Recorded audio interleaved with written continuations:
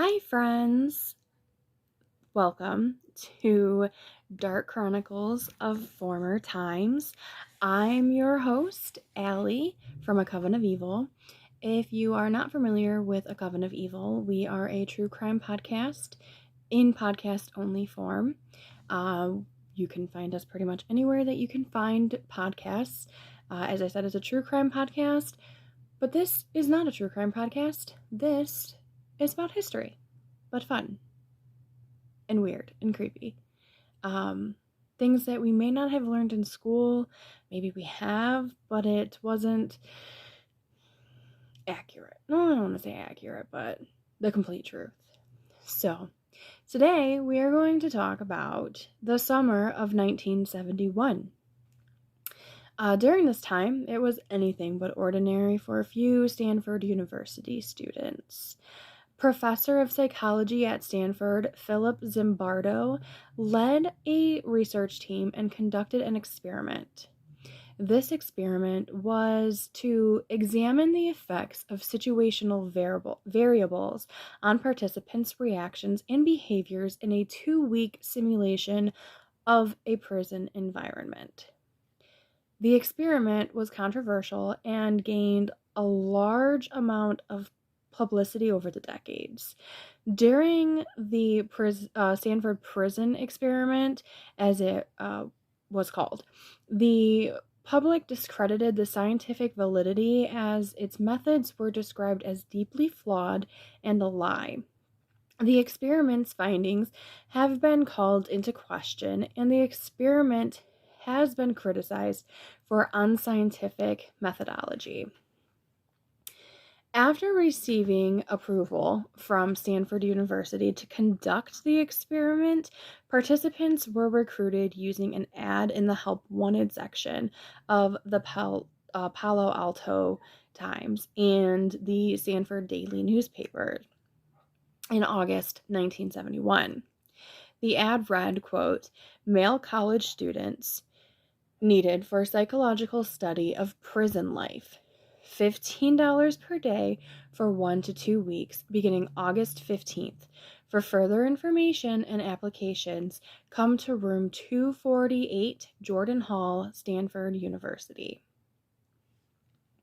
The official website of the SPE states the experiment's goal was to, quote, "see what the psychological effects were of becoming a prisoner or prison guard."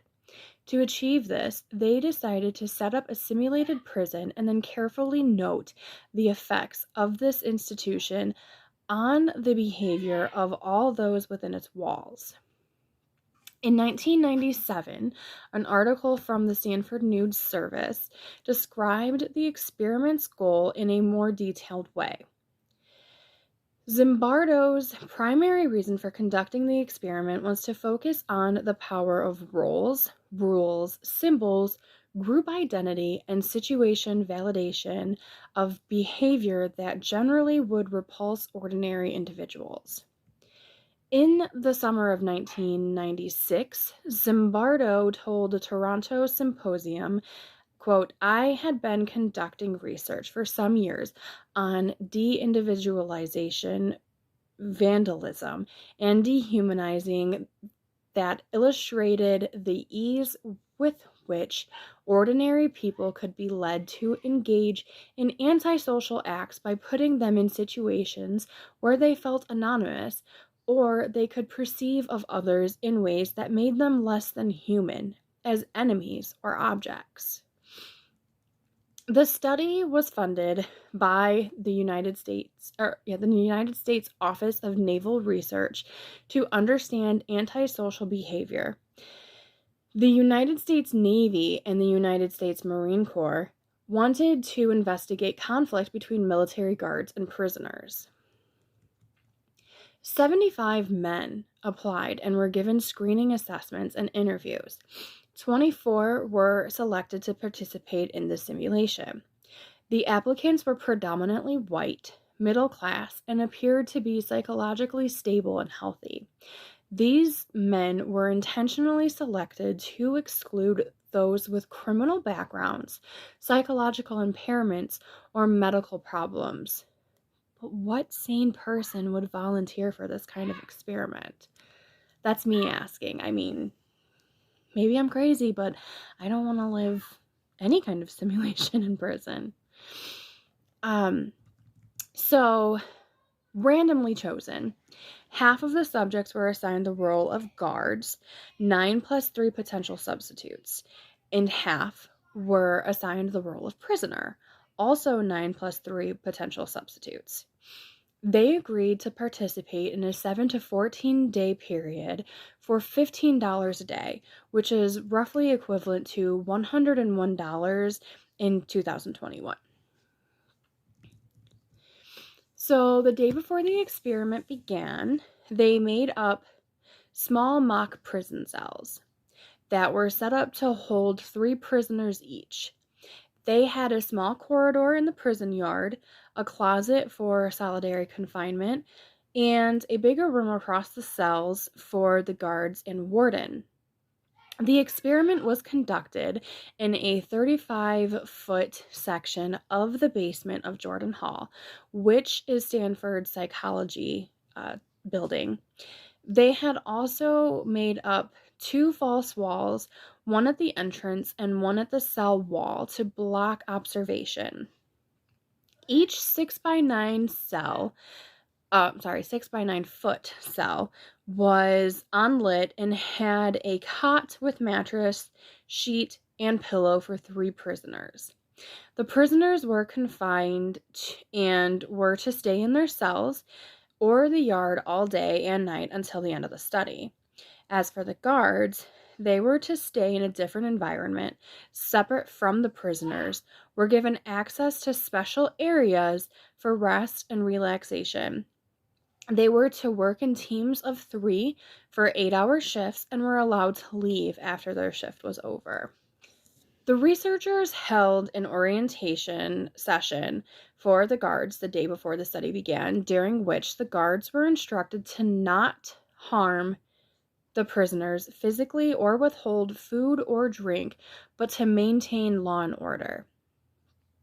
They then provided the guards with wooden batons to establish their status, de-individualizing clothing similar to an actual prison guard, and mirrored sunglasses to prevent eye contact and create anonymity.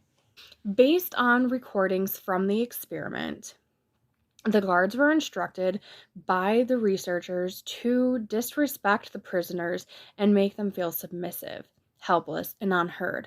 For example, they had to refer to prisoners by numbers rather than their names.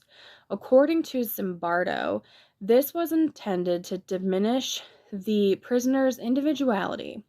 With no control, the prisoners learned that they had little effect on what happened to them, ultimately causing them to stop responding and give up.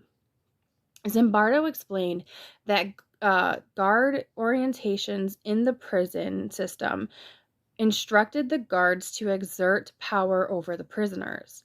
He had suggested that his fellow researcher explicitly instructed the guards not to physically inflict harm on the prisoners, but at the same time make the prisoners feel like they were in actual prison. Asking a person role-playing a guard in a simulation to be firm and in the action is mild compared to the pressure exerted by actual wardens and superior officers in real-life prison and military settings, where guards failing to participate fully can face disciplinary hearings, demotion, or dismissal.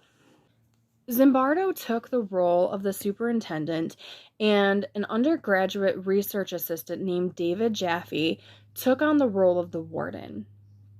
On the official SPE website, digitized recordings were available and were widely discussed in 2018, particularly that of which Warden David Jaffe tried to influence the behavior of one of the guards by encouraging him to participate more and to be more tough for the benefit of the experiment. On August 14th, the setups were made. Participants had been assigned their role, and guards were given their orientation and their uniforms. The experiment began on Sunday, August 15th.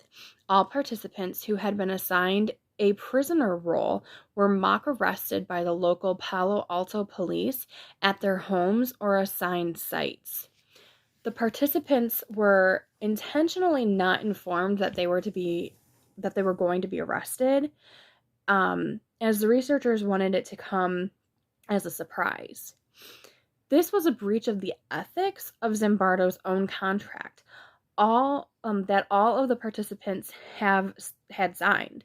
The arrest involved charging them with armed robbery and burglary, penal codes 211 and 459 respectively.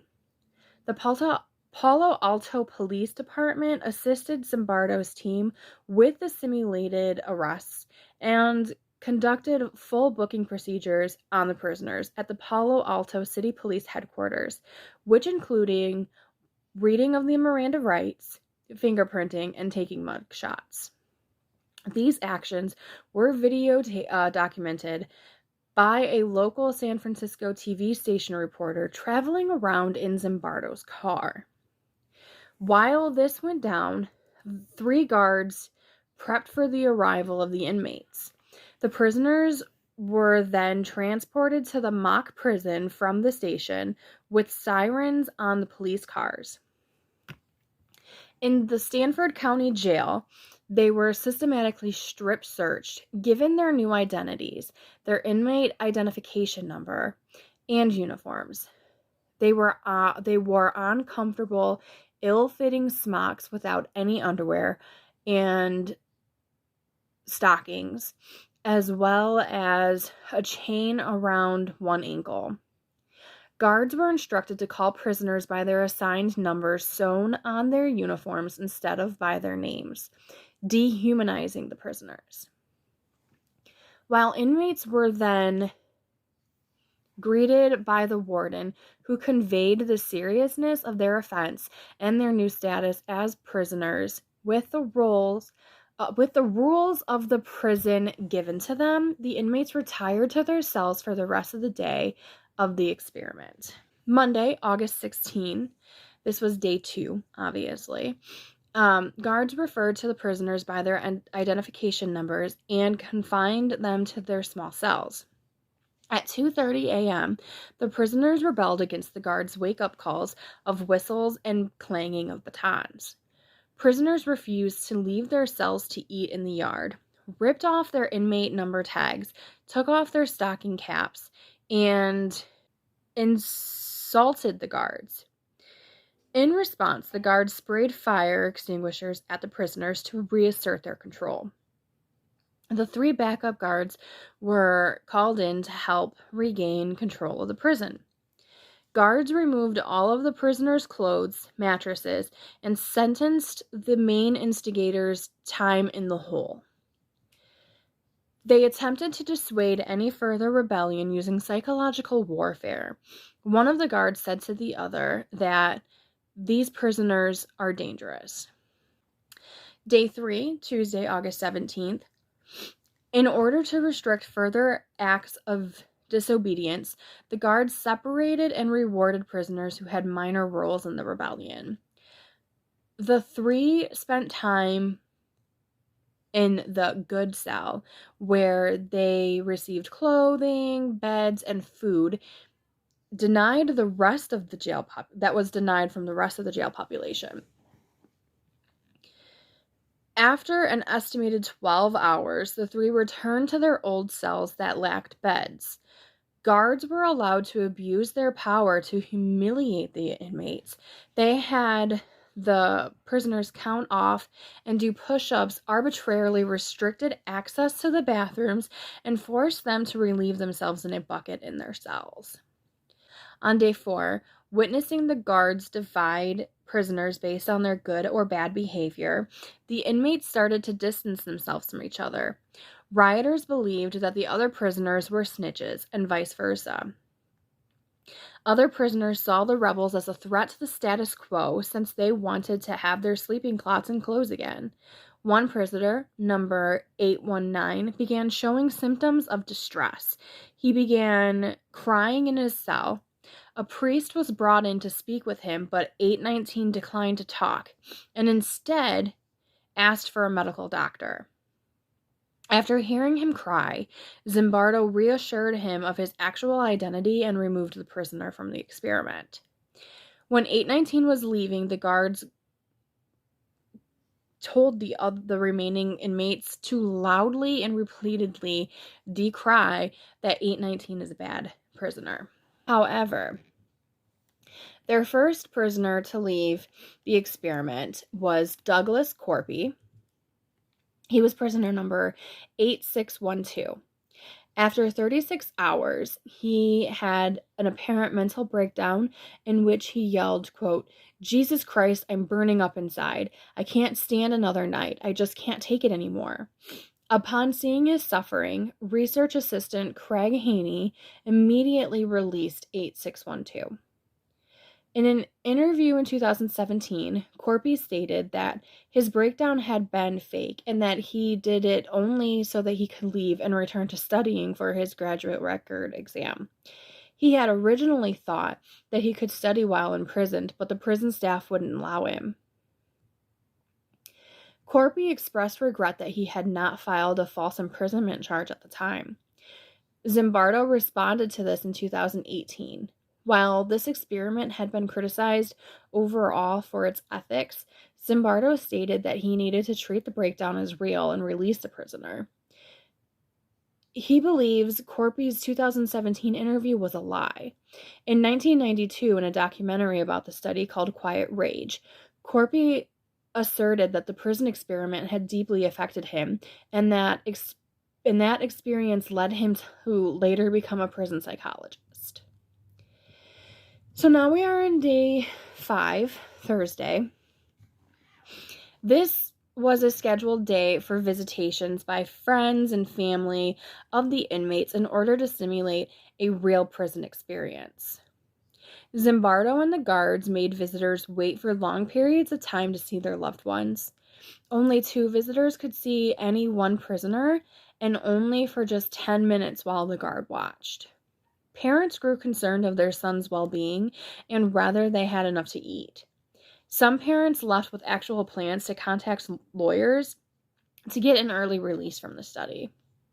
On the same day, Zimbardo's colleague, Gordon H. Bauer, arrived to check on the experiment and questioned Zimbardo about what the independent variable of this research was. Christina Maslach also visited the prison that night and was distressed by observing the guards abusing the prisoners, forcing them to wear bags over their heads. She challenged Zimbardo about his lack of caring, oversight, and the immorality of the study. She finally made it evident that Zimbardo had been charged by his role as superintendent into someone she did not recognize and did not like. Her direct challenges prompted Zimbardo to end the SPE the next day. On Friday, August 20th, day 6 of the experiment, with parental concerns, Maslach's outrage, and the increasing brutality exhibited by the guards, Zimbardo ended the study. He gathered the participants to let them know that the experiment was over and arranged to pay them the full fee for 14 days. $210, which is equal to $1,435 in 2021. Zimbardo met for several hours of informed debriefing, first with all of the prisoners and then the guards, and then finally everyone came together to share their experiences. Finally, all participants were invited to return a week later to share their opinions and emotions. Later, the physical components of the Stanford County Jail were taken down and out of the basement of Jordan Hall as the cells returned to their usual function as a grad student office. Zimbardo and his graduate student research team, Craig Haney and Curtis Banks, began compiling the multiple sources of data that would be in the basis for several articles they soon wrote about their experiment. And for Zimbardo's later expanded and detailed review of the experiment in The Lucifer Effect, which was released in 2007. Zimbardo's interpretation of the SPE was that the simulated prison situation, rather than individual personality traits, caused the participants' behavior. Using this situational attribution, the results are compatible with those of the Milgram experiment, which was an experiment in 1961 at Yale University by psychologist Stanley Milgram, in which participants compiled with orders to administer seemingly dangerous and potentially lethal electric shocks to a participant. Conclusions and observations drawn by the experimenters were largely subjective. The experiment is practically impossible for other researchers to accurately reproduce. In 1973, Erich Fromm argued as only a third of the guards displayed sadistic behaviors, SPE is more accurately an example of how a situation cannot influence a person's behavior, stating that there were generalizations in the experiment's results and that the personality of an individual does affect behavior when imprisoned. This ran counter to the study's conclusion that the prison situation itself controls the individual's behavior. Fromm also argued that the methods employed to screen participants could not determine the amount of sadism in the subjects. It's also stated that the experiment has been used to illustrate cognitive dissonance theory and the power of authority. Participants' behavior may have been shaped by knowing that they were watched. Instead of being restrained by fear of an observer, guards may have behaved more aggressively when supervisors observing them didn't step in to stop them. Many have argued the validity and merit of the research findings, which were significantly affected by the demand characteristics and selected bias resulting from the recruitment and selection. Some who criticized the study argued that selection bias may have played a role in the results due to the ad describing a need for prisoners and guards rather than just stating that they were performing a social psychology study. In 2007, Thomas Caranahan and Sam McFarlane argued that those who applied to participate in the SPE already had traits associated with abusiveness, aggression, right-wing authoritarianism, social dominance orientation, and narcissism would be high in those who volunteered for the prison experiment. Didn't I say that earlier? I mean, come on. Also arguing that low dispositional empathy and altruism would be the indicators of someone who would volunteer. The day before the experiment began, Zimbardo's team coached the group who were to be the guards about their roles and what was and was not acceptable for them to go to the group, for them to do to the group, which was going to be the prisoners. One reoccurring critique of the SPE is that participants were biased in their behavior based on demand characteristics. The SPE is described in many introductory to psychology textbooks, although some exclude it due to concerns about its methodology and ethics. In 2019, the APA advised, quote, the need for teachers and textbook authors to both revise and repurpose the coverage of the SPE in their classes and textbooks, respectively. In 1975, Ali Banuazizi, sorry, that's a really, lots of Z's, and Simic Movahedi argued that the behavior of the participants in the SPE was a result of demand characteristics and not the prison environment. That there is no single definition of prisoner behavior, and that participants were simply acting in the role in which they had been cast. In 2013, psychologist Peter Gray criticized the study further by arguing that participants in the psychological experiment are more likely to do what they believe the researchers want them to do, and specifically in the case of the SPE, to act out their stereotyped views of what prisoners and guards do. Gray, a researcher, textbook writer, and editor, stipulated demand characteristics influenced the SPE significantly. Guards' behavior were implicitly condoned, as neither Zimbardo nor his research assistants intervened.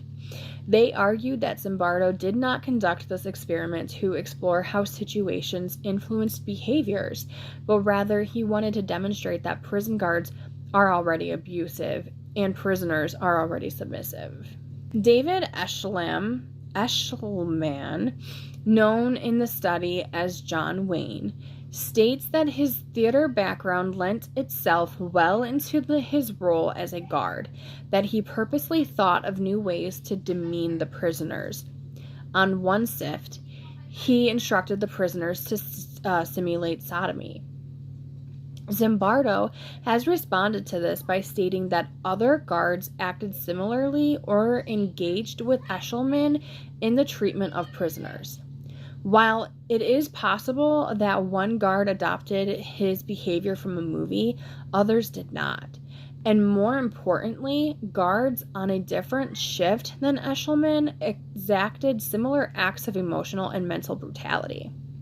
Zimbardo further argues that the behaviors of the participants' guards were too unlike those of real-world prison atrocities or the actions taken by American soldiers in the Abu Ghraib prison. Most of the guards have stated since the SPE that they were intentionally acting. Do we believe that? Yes and no, I guess. On a positive note, one good result of the study is that it has altered the way U.S. prisons are run. For example, juveniles accused of federal crimes are no longer housed before trial with adult prisoners due to the risk of violence against them. Obviously, the experiment has a lot of ethical concerns. Some of the guards' behavior allegedly led to dangerous and psychologically damaging situations. The concerns surrounding the experiment often draw comparisons to the Milgram experiment, with the treatment that the guards would become so deeply absorbed into their role as a guard that they would emotionally, physically, and mentally humiliate the prisoners. Quote, each prisoner was systematically searched and stripped naked. He was then deloused with a spray to convey our belief that he may have germs or lice. Real male prisoners don't wear dresses, but real male prisoners do feel humiliated and do feel emasculated. Our goal was to produce similar effects quickly by putting men in a dress without any underclothes. Indeed, as soon as some of our prisoners were put in these uniforms, they began to walk and to sit differently and to hold themselves differently, more like a woman than like a man. End quote. Since the time of the SPE ethical guidelines and for experiments involving human subjects have become more strict. The Stanford Prison Experiment led to the implementation of rules to preclude any harmful treatment of participants. Before they are implemented, human studies must now be reviewed by an institutional review board in the United States or the Ethics Committee in the UK. Found to be in accordance with ethical guidelines set by the American Psychological Association or the British Psychological Society. These guidelines involve the consideration of whether the potential benefit to science outweighs the possible risks for psychological and physical harm. Now, a post-experimental debriefing is considered an important ethical consideration to ensure that participants are not harmed in any way by their experience in an experiment.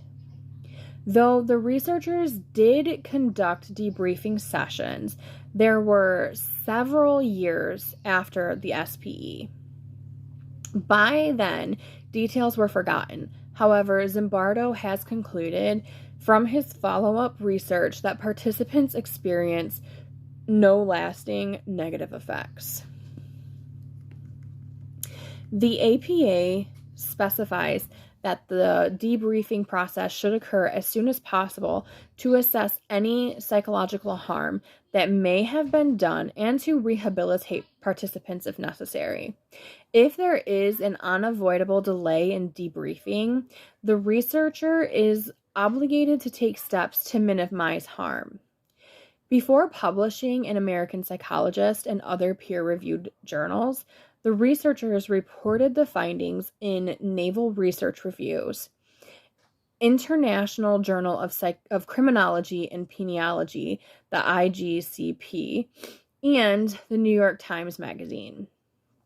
David Zimbardo, psychology instructor at both the New York University and the University of Amsterdam, dismissed Zimbardo's study, stating that releasing the article to an obscure journal demonstrated that Zimbardo was unable to convince fellow psychologists of the validity and reliability of his study. Zimbardo has stated that the grant agreement with the Office of Naval Research included a requirement to publish data in their journal, Naval Research Reviews. He states that the International Journal of Criminology and Penology invited him to write about his study in their journal, and he then wrote an article to the New York Times Magazine to share the findings with a broad audience. He states that the article still needed to pass through the very strict requirements of the American Psychologist, which is the official journal of the American Psychological Association, in order to be published. After publishing the article in the American Psychologist, the findings were also reported in other peer-reviewed journals and books.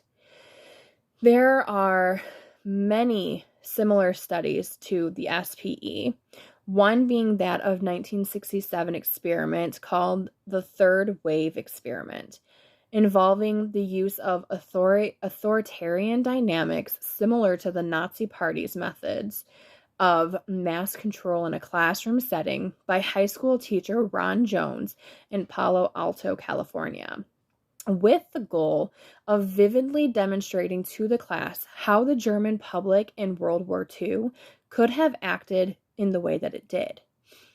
Both of these experiments, participants found it difficult to leave the study due to the roles that they were assigned. Both studies examine human nature and the effects of authority. Personalities of the subjects had little influence on both experiments, despite the test before the prison experiment. In the Milgram experiment, as well as the Zimbardo studies, participants conform to social pressures. Conformity is strengthened by allowing some participants to feel more or less powerful than others. Also, in both, behavior is altered to match the group stereotype. So what are your thoughts about the Stanford Prison Experiment? Let me know below, or by checking us out on Instagram at Dark Chronicles of Former Times, all one word, or by checking out our website at dcftpodcast.com. Again, I am your host, the Princess of the Macabre. Can I keep that name? I kind of like it. I'm Allie again. Thank you so much for being here with me today, and go ahead and subscribe and check out my other podcast with my husband as co-host, A Coven of Evil. Thanks. Bye.